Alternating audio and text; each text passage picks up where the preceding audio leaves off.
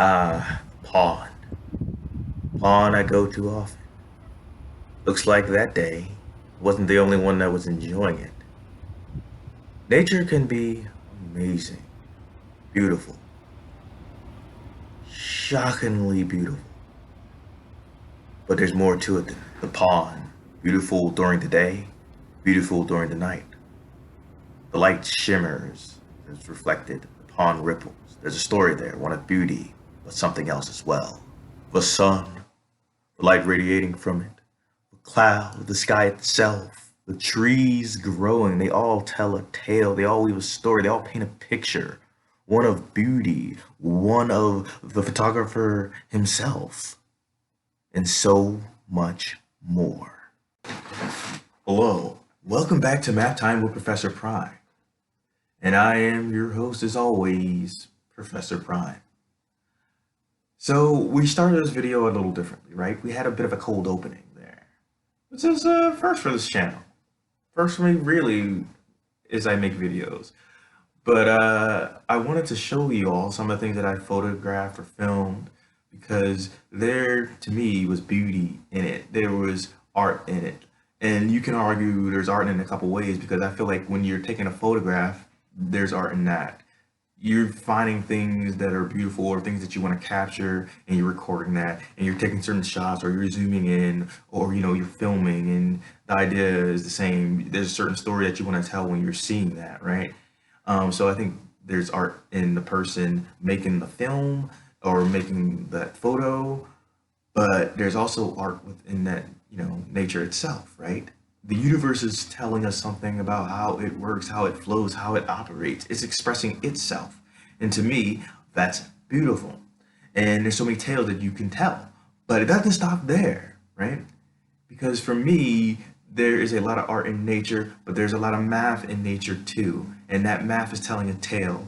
And there's so many things that were going on in those videos and in that photo that can be described mathematically as well. It's a different way to speak. And that's something that I'm going to continuously say throughout these videos.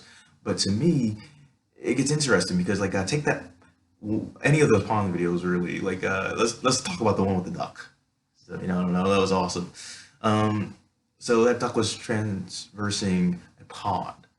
And that pond, as it was doing that, it was moving out in waves, moving out in that ripple or ripples.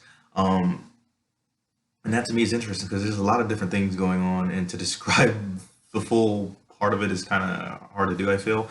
But I'll see if I can talk about it in a way that makes sense, though. So I'm gonna leave the duck out of it for a second because you can get into how that duck was moving. There's some math behind there, but the pond itself. So there's the idea that we have something called the wave equation. So we can model how a wave is moving. And if you can imagine, there's more than one type, right? There are, water waves, air waves, sound waves, seismic waves. You name it, there's a wave for it.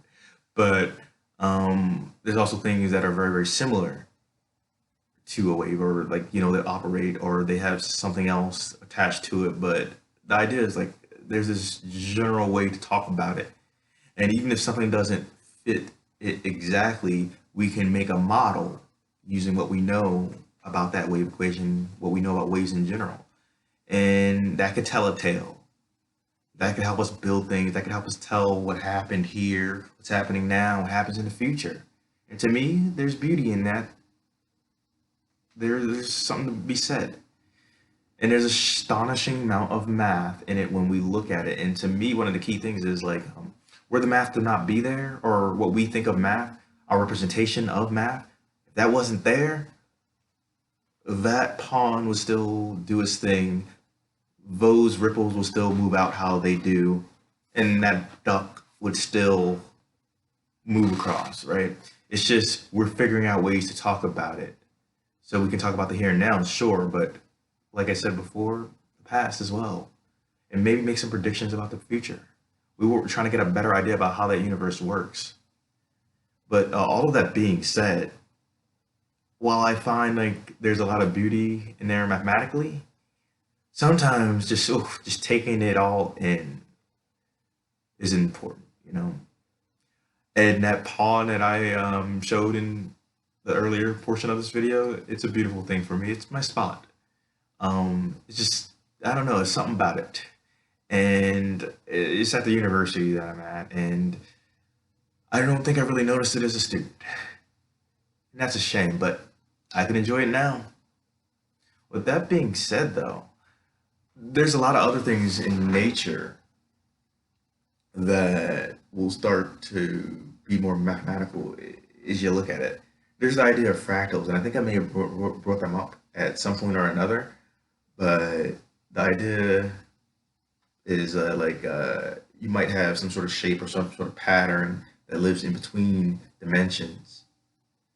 Like maybe you could look at a spiral on the shell of a snail or a snowflake, and those sort of patterns you can describe mathematically.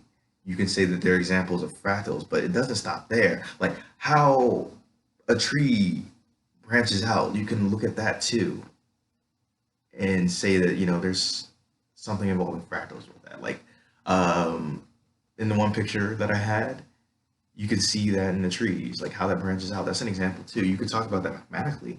And that's a beautiful thing because when you think about those branches, right, it makes me think about how networks work as a whole.